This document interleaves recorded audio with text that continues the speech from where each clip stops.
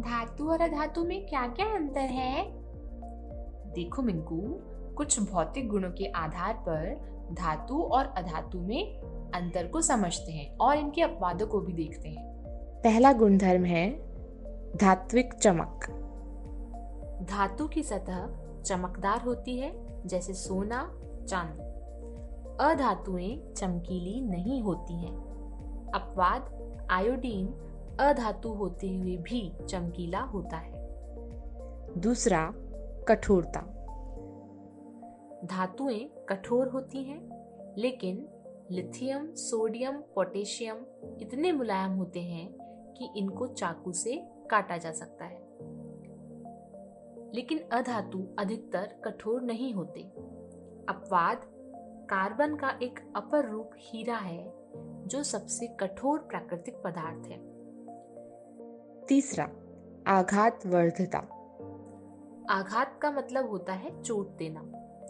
धातु को बार बार चोट किए जाने पर वह पतली चादर के रूप में बदल जाती है। इसे आघात वर्धिता कहते हैं। जैसे लोहा, एल्यूमीनियम सबसे अच्छी आघात वर्धिता वाली धातु है सोना व चांदी। अधातु आघात वर्ध्य नहीं होती। चौथा, रूप। धातुएं कमरे के ताप पर ठोस अवस्था में पाई जाती हैं। अपवाद है, मरकरी अर्थात पारा एक ऐसी धातु है जो कमरे के ताप पर द्रव अवस्था में पाई जाती है। लेकिन अधातु कमरे के ताप पर ठोस या गैस अवस्था में होती है। अपवाद, ब्रोमीन द्रव अवस्था में पाई जाती है।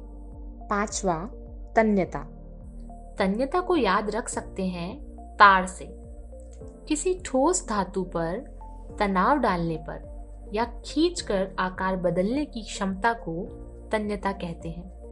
तन्य पदार्थ आसानी से खींचकर तार के रूप में बदले जा सकते हैं। उदाहरण के लिए 1 ग्राम सोने को 2 किलोमीटर लंबे तार के रूप में बदला जा सकता है। मैम, कितनी इंटरेस्टिंग बात है ना।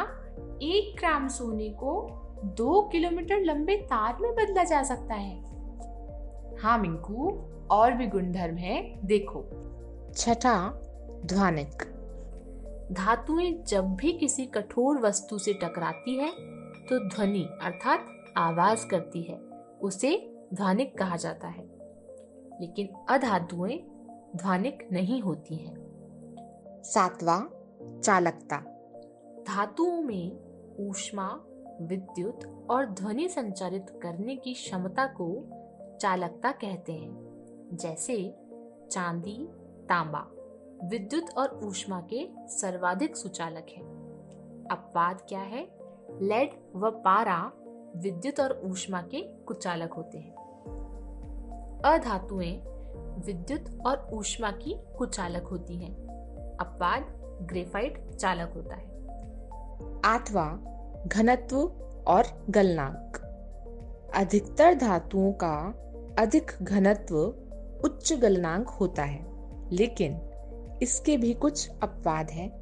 जैसे सोडियम व पोटेशियम का घनत्व और गलनांक बहुत कम होता है। अधातुओं का घनत्व और गलनांक कम होता है।